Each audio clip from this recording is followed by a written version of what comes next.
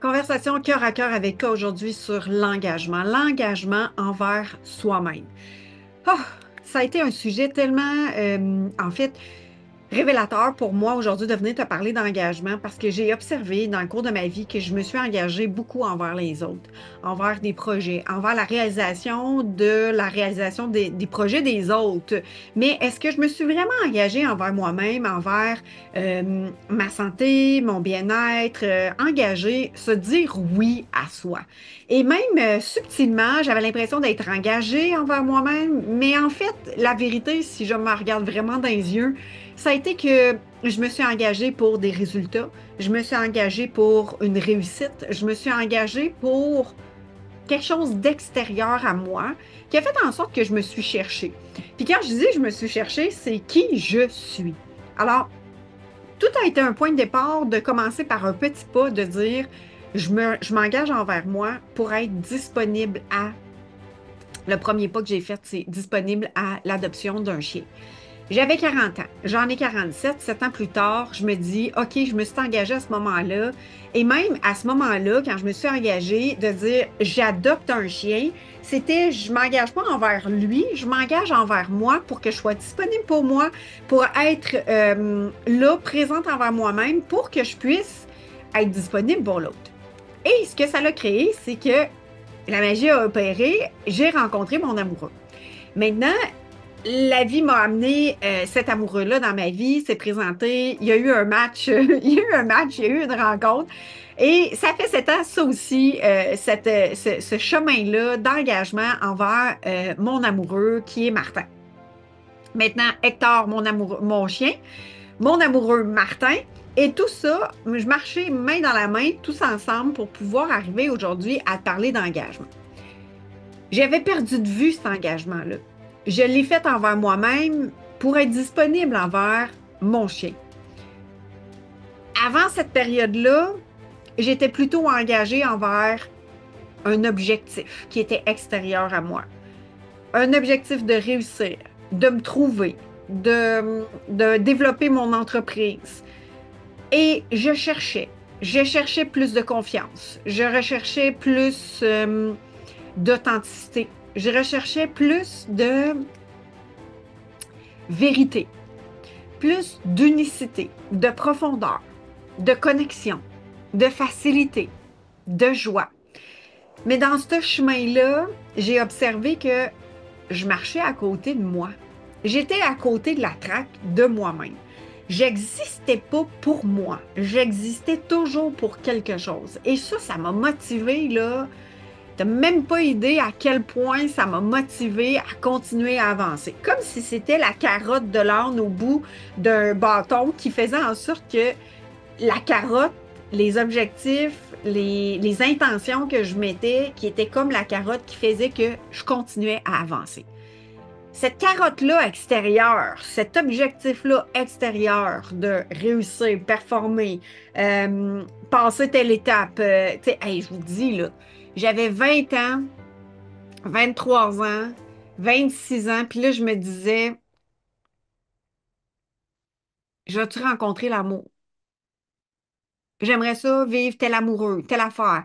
J'aimerais ça que ma relation amoureuse soit de telle manière. Puis là, je l'ai répété à un point tel de me dire pendant plus de 15 ans, j'ai répété encore et encore dans une lettre, dans une intention, dans un vision board. Je veux ça, puis je veux ça, puis je veux ça. Et là, aujourd'hui, je réalise que j'étais focusée sur ce que je voulais sans incarner complètement et totalement qui je suis. J'étais comme un hologramme de moi-même dans ma propre vie. Vous allez dire peut-être caméléon, vous allez dire suradaptabilité, l'hypervigilance de m'adapter à tout ce qui m'entourait, mais ça faisait en sorte que j'étais comme un peu à côté. Fait que moi, là, dans mon incarnation, dans mon espace, dans mon être, dans ma vision, dans ma clarté, dans qui je suis, dans l'engagement envers la vie qui circule en moi. L'engagement envers moi-même, dans mes choix, dans mes pensées, dans qu'est-ce qui se trotte dans ma tête, qu'est-ce que je ressens à l'intérieur de mon corps, les émotions qui peuvent vivre, qui est tout mon monde intérieur. J'étais à côté. Je l'ai fait abstraction. J'ai fait abstraction à tout ce que je pouvais ressentir à petite échelle. Et c'est dans le chemin, les derniers 7 ans, que j'ai observé que je m'engageais avec, exemple, je me disais, oui, je m'engage envers moi-même dans plus marcher, exemple, plus d'entraînement, une santé plus grande, plus de santé, plus de vitalité, dans la lecture d'un livre, dans un processus d'accompagnement même. J'ai dit oui à des accompagnements, à des coachs, me disant oui à moi-même, dans je, moi, veux me rencontrer. Mais il y avait une partie de mensonge. Il y avait une partie qui était faussée. Faussée par le fait que derrière cet engagement-là de vouloir me rencontrer, c'était je veux réussir. Donc, sous-jacent toutes mes actions, sous-jacent tous mes gestes, il y avait comme un espace d'engagement un peu biaisé qui n'était pas authentique, qui n'était pas dans le real, le vrai de moi qui était de m'aimer, de m'engager envers moi sur ressentir la vie à l'intérieur de moi, laisser circuler la vie, sortir de la pression que je pouvais me mettre de je suis pas assez, de c'est pas encore parfait. C'est pas parfait aux yeux de qui, aux yeux de quoi, sous le bagage, sous le conditionnement, sous l'apprentissage de ce que j'ai eu. Mais du reflet que j'ai eu envers moi-même de me dire c'est pas assez. Donc, avec la stimulation de c'est pas assez, il y a eu toute une construction qui s'est bâtie à partir de là. Une construction de stratagèmes, de méthodologies, de mécanismes pour défendre de la justification que je ne suis pas assez, qui a fait en sorte que je me voyais pas. Je me voyais pas telle que je suis. Donc, c'était jamais assez bien, c'était jamais assez parfait. Et là, je vais se dire, j'utilise ces mots-là volontairement dans le parfait, dans la perfection, dans l'objectif de réussir et du succès, des mots qui ont été galvaudés, qui ont été nommés, qui ont été même dans des paradigmes, puis même chargés d'une empreinte énergétique, là, de se soumettre, d'être un automate de sa propre vie et de devoir, selon le système que j'ai créé pour réussir, de devoir répondre à je dois plaire, je dois pas déplaire, je dois pas faire réagir, j'ai le contrôle, je dois avoir le contrôle de qui je suis pour répondre aux exigences. Et là, ces exigences-là, vous allez me dire, ouais, mais ils viennent de où? De tout ce qui s'est construit dans mon identité pour aujourd'hui faire le ménage avec vous de tout ça. Combien d'identifications est-ce qu'on s'est créé de dire je suis, exemple, pas assez vite. Je suis trop lente. J'ai pas assez d'études. J'ai pas le diplôme X. J'ai pas la formation pour. Et je ne suis pas assez indépendante pour rencontrer l'amour. Il doit me manquer telle chose. Mais que j'ai terminé telle affaire. Et là, toutes les conditions qui se sont mises en place pour ne pas se choisir, pour retarder le contact avec soi-même, pour rechercher dans ce même mécanisme-là, c'est-à-dire de laisser actif le mécanisme de survie, d'être sûr de rester en vie. Et d'être sûr de rester en vie, ça l'a fait mourir des parties de moi. Ça l'a fait atrophier, je vais dire même, des parties de moi. J'ai mis dans l'ombre, j'ai laissé dans l'ombre plutôt que de les accueillir et de faire face à ce qui est là. L'inconfort de se sentir perdu, j'ai pas voulu le sentir, donc j'ai tombé dans faire, dans lire un peu plus, me former davantage, manger plus, dormir moins, être dans je ressens mon corps par cette douleur qui fait en sorte que je me sens vivante. Me sentir vivante quand j'ai le bedon plein. Me sentir vivante quand je ressens ce que l'autre ressent. Me sentir vivante dans avoir l'impression d'être en contrôle, de l'espèce de petite adrénaline qui est toujours là parce que je suis en train d'apprendre quelque chose de nouveau, parce que je suis hors zone de confort, mais dans une zone qui devient addictive, puis même dépendance, dans la zone je suis dans une zone tampon de fragilité, pas encore incarnée, je suis encore dans l'apprentissage ou dans le début d'une nouvelle connaissance qui fait en sorte que mes neurones doivent fonctionner dans l'hypervigilance d'apprendre, d'assoif de nouvelles connaissances, qui fait que je suis toujours en train d'être en hypervigilance et dans mon système nerveux, c'est toujours actif.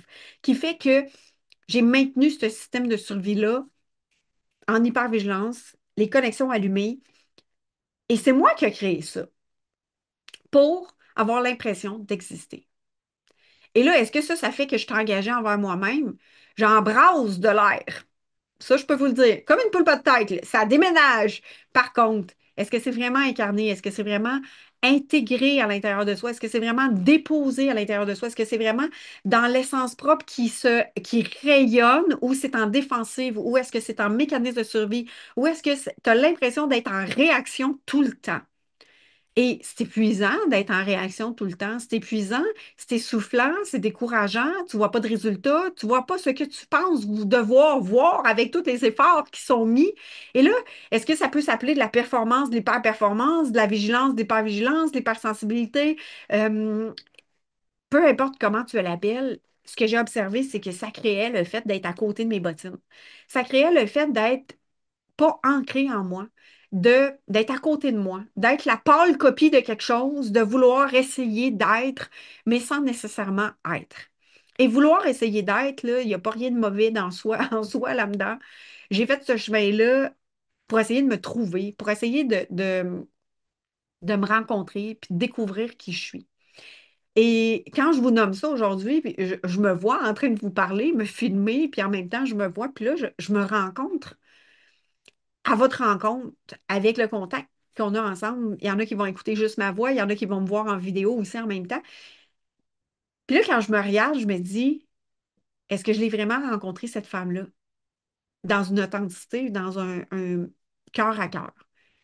Puis chaque épisode que je fais avec vous, c'est un pas de plus à ma propre rencontre, avec des barrières qui tombent, les armes qui se sont déposées, de cesser de me battre pour ma place, de cesser de déposer les armes comme une guerrière, justement. Puis, tu sais, c'est ce que je parlais dernièrement avec une cliente, de déposer les armes. Elle me dit, je dépose les armes. Puis, tu sais, c'est vraiment la sensation que j'ai aujourd'hui de dire, est-ce que je suis prête à déposer les armes pour être à ma rencontre en toute authenticité et vulnérabilité?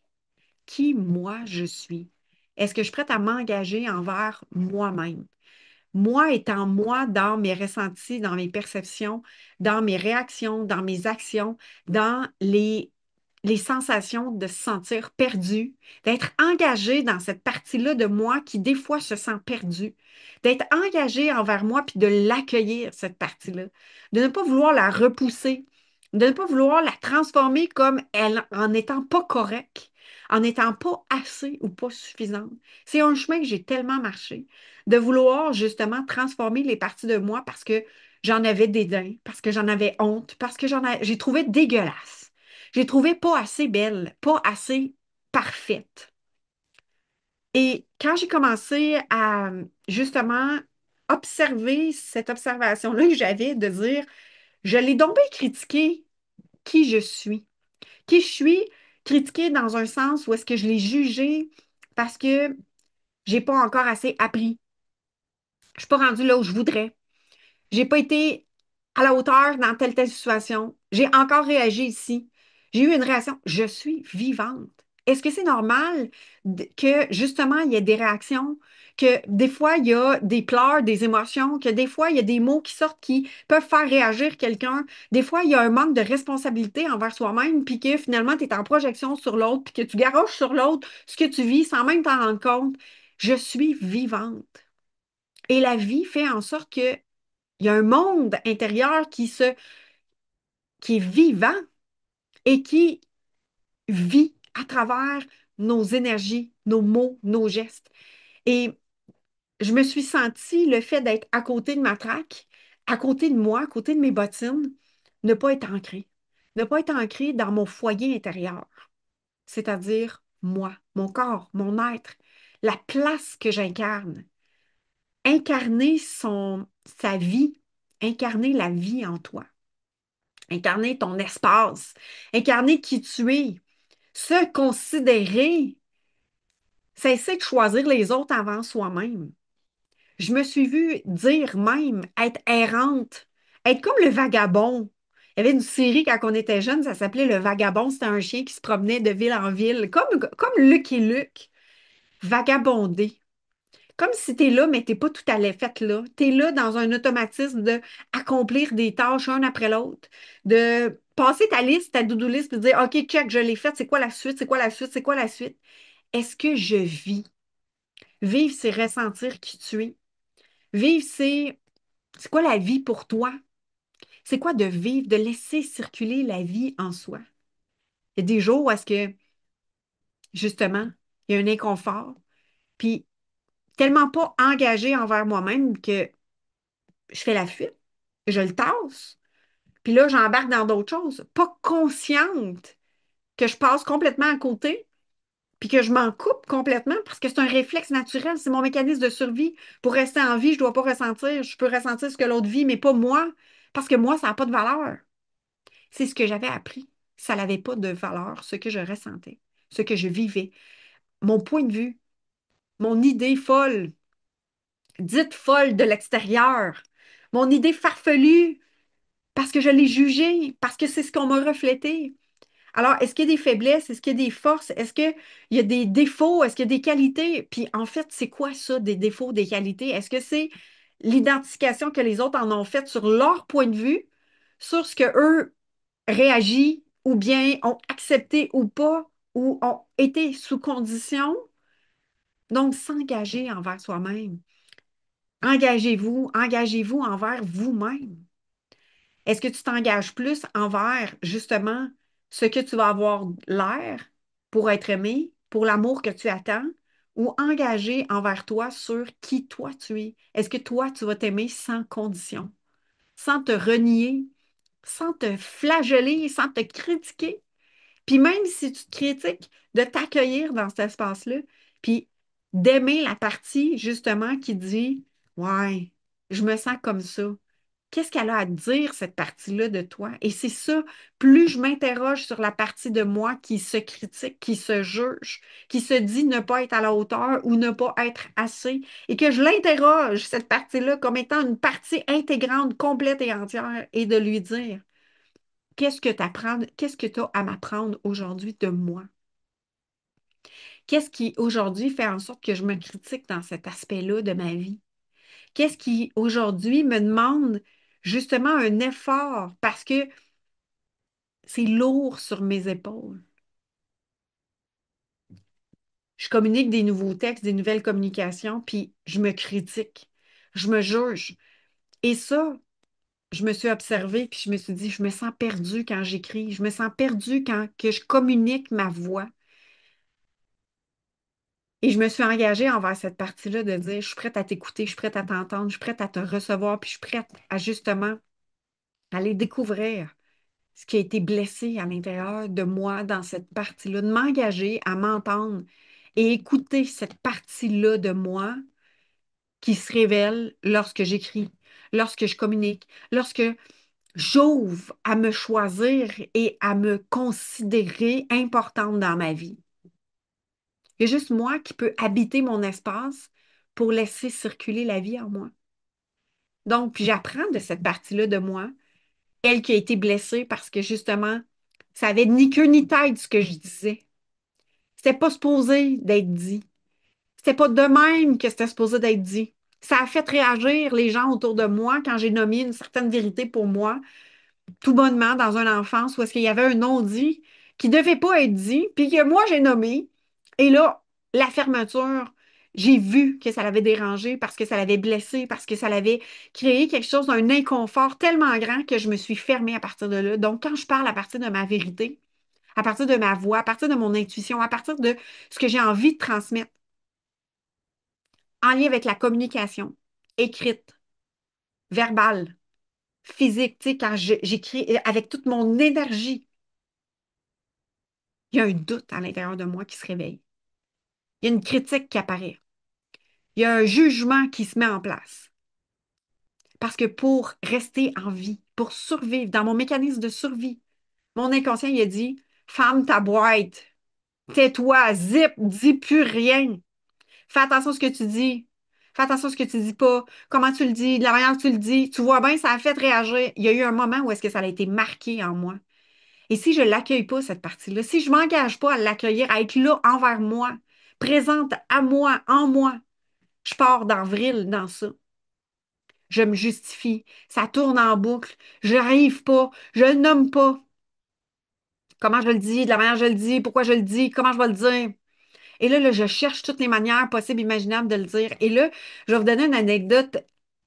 Sur l'R 5, pour avoir le diplôme, ça prenait l'examen du ministère, de la rédaction de je ne sais plus combien de mots, 1500 mots. Je ne sais plus trop exactement c'était comment le nombre de mots que je devais écrire dans une rédaction qui était freestyle. C'était un sujet que je devais choisir et d'écrire une rédaction qui devait se tenir pour pouvoir être évalué sur l'orthographe, sur la structure, sur le sens de l'histoire, pour être noté et avoir la note si je ne passais pas cet examen-là, je ne pouvais pas avoir mon examen du ministère du secondaire 5 pour passer au cégep, c'est-à-dire avoir le standard pour aller, après ça, être inscrite au cégep dans ma formation que je m'étais inscrite.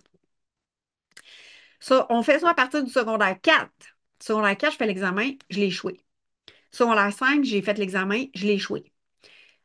Et il y avait une reprise. En secondaire 5, j'ai fait l'examen, j'ai réussi, ça a fait, comme on dit au Québec, c'est-à-dire 60%. Ça faisait déjà la troisième fois que je le reprenais. Et je comprends aujourd'hui qu'il y avait une difficulté dans l'écriture, dans les mots, dans l'histoire. L'histoire ne se tenait pas, c'est ce que les gens me disaient dans la révision, dans la correction. Il y avait comme les idées sont bonnes, ça part dans tous les sens. Et ça n'a ni queue ni tête, c'est-à-dire ça commence, ça repart, ça revient. Il n'y avait pas un fil rouge de continu, ça tenait pas. Jusqu'à ce que je découvre justement que je vienne reconnecter justement à cet engagement-là envers moi-même, de dire si je m'engage avec moi-même, je dois aller rencontrer en fait cette partie-là de moi qui a peur de communiquer parce que ça n'a ni queue ni tête. Et il y a eu un ancrage, un ancrage contractif qui a été comme être chicané d'avoir communiqué un moment de vérité pour moi à ce moment-là où est-ce que ça l'a fait réagir les adultes. Ça l'a fait réagir ma mère, entre autres, où est-ce que j'ai eu un regard de tais-toi, faut pas parler de ça. Et moi, sans savoir pourquoi, sans savoir qu'est-ce qui était, j'ai à peu près 7 8 ans, je pense. Puis ça m'a suivi à travers le temps jusqu'à aujourd'hui, vous en parler puis dire j'ai continué à écrire, j'ai dénoué, mais quand que j'écris sans être présente, c'est-à-dire que je poste une communication, puis moi, je suis pas là, je réussis, puis j'ai émancipé, j'ai développé une façon justement d'écrire des courts textes, où est-ce que c'est facile, où est-ce que je prends un sujet, puis je le communique. Mais là, c'est la combinaison entre la communication, c'est-à-dire qui était écrite, et le verbal. Et là, ensemble, dans mon corps, dans mon être, dans ma présence physique avec vous, avec le public, avec, exemple, dans une conférence, dans un groupe d'amis, où est-ce que j'ai le droit de communiquer? Puis c'est ça qui se réveille, de dire, est-ce que je suis prête à m'engager envers moi-même? L'engagement envers soi, c'est 24/7 en fait. C'est pas juste je m'engage aujourd'hui, puis ça se termine, puis c'est fini, là. Tu sais, c'est pas un contrat qui est signé puis qu'on met aux oubliettes dans les tablettes. C'est à tous les instants. Chaque respiration, est-ce que tu es engagé, tu te ressens, tu es là, tu es présent? Parce que tu as un monde intérieur qui vit à chaque instant. Ton cœur bat à chaque microseconde. Ton système intérieur fonctionne et il est vivant. Il y a des empreintes dans ça, eu des chocs émotionnels qui ont créé des empreintes dans ton corps qui fait que quand tu revis les situations, ça peut réapparaître sans même t'en rendre compte. Et cet engagement-là me demande justement d'observer ces parties-là de moi qui ont eu de la difficulté à communiquer, puis que ça faisait en sorte que je disais des histoires ni queue ni tête. Ça avait ni queue ni tête, ça partait dans tous les sens. J'avais appris à ce moment-là que je ne pouvais pas dire tel que je le disais parce que si je le disais, ça pouvait nuire à ma famille. Donc, si ça nuit à ma famille, possibilité de éclater la famille. Ça, c'était inconscient, mais c'était là. Donc, si je transforme, si je camoufle pas mes histoires, puis ça s'est fait tellement inconsciemment. Si je transforme pas les histoires, si ça, justement, je perds pas les gens dans l'histoire, puis que c'est direct tout de point, puis c'est vraiment dans une clarté, c'est vraiment clair, puis que ça a vraiment un sens, puis que j'y vais vraiment au cœur du sujet, j'ai la possibilité d'être en danger. C'est ça que mon inconscient a enregistré. Il y avait un danger que la famille éclate, qu'il y ait une chicane, que, exemple, mes parents se laissent, que le noyau familial n'existe plus. Donc, danger de mourir, c'est-à-dire de me ramasser tout seul, d'être rejeté, d'être isolé. Et c'est inconscient. Mais dans cet inconscient-là, il y avait tout ça dans ce bagage-là. Fait que quand je dis d'être engagé envers soi-même, c'est si, exemple, j'ai une contraction dans mon corps. Si, exemple, j'ai une sensation de me sentir perdue, est-ce que je vais en tenir compte? Est-ce que je vais l'accueillir? Est-ce que je vais être engagée envers cette partie-là, de l'écouter, de la respecter, de l'aimer, cette partie-là, pour découvrir justement qu'est-ce qu'elle a à me dévoiler de moi? On a tout en nous, c'est ce qu'on dit tout le temps, mais est-ce qu'on prend le temps, justement, de l'écouter, cette partie-là en nous? Même si je le sais, de le mettre en application, demande de l'amour, de s'aimer, de s'écouter, de se respecter. Combien de fois tu vas le dire sur le fly, oui, puis que c'est non, parce que tu n'as pas entendu, tu n'as pas pris compte de ce qui se passait à l'intérieur de toi. Que le jour où est-ce que justement, tu essaies de créer quelque chose, d'être en relation avec quelqu'un, puis ça le fait pas, là. C'est pas ça, là. Ça fonctionne pas et tu le nommes pas. Tu ressens ce que l'autre ressent, mais tu l'appropries comme étant toi. Tu fais pas de différence entre l'autre et toi. Et là, vous allez me dire, oui, mais il y a plein d'éléments avec tout ce que je nomme, puis c'est vrai. Parce que j'ai confondu l'hypersensibilité, c'est-à-dire ressentir ce que les autres vivent, ressentir l'environnement extérieur, parce que ça a été mon mécanisme de survie. Ressentir l'environnement extérieur pour m'aider à avancer, à savoir où mettre mes pas, parce que je marchais sur des œufs. Je ne suis pas grandie dans un milieu où est-ce que c'était la guerre, là. Au contraire, là. On était dans d'apparence, là, c'était un milieu familial très standard, très aimant. Et tout était là. Par contre, quand on observe vraiment tout ce qui a été là, il y avait un débalancier, il y avait des choses qui n'étaient pas nécessairement dans une clarté, dans un alignement, tu sais. Euh, Ma soeur s'est occupée de moi, donc j'ai pris ma soeur pour ma mère, exemple. Tu sais, il y a des choses qui n'étaient pas à leur place dans l'hiérarchie normale, où est-ce que c'est les parents qui prennent soin des enfants, tu sais. Et tout ça, ça a créé des impacts, puis ça a été le bagage de ma vie. Donc, on a tous un bagage. L'idée ici aujourd'hui, c'est de découvrir, est-ce que tu es engagé à découvrir qui toi tu es pour justement être bien, pour justement rayonner, t'épanouir, vivre la joie, la simplicité, la facilité, l'aisance, puis te réaliser vraiment dans qui t'anime à l'intérieur de toi. Parce que faire un métier, parce que pour subvenir à ta survie, est-ce que c'est encore ça que tu choisis? Est-ce que une relation dans laquelle tu nommes pas les choses, que tu te sens pas respecté, que tu te sens pas écouté, ou est-ce que toi-même tu t'étouffes, tu te renies, tu te censures, est-ce que c'est ça la vie? Ou est-ce que c'est justement de s'aimer à un point, de se respecter, de s'écouter, de s'engager envers soi-même? Pour justement que le reflet soit ça aussi, que tu puisses t'exprimer en toute simplicité, avec authenticité pour toi.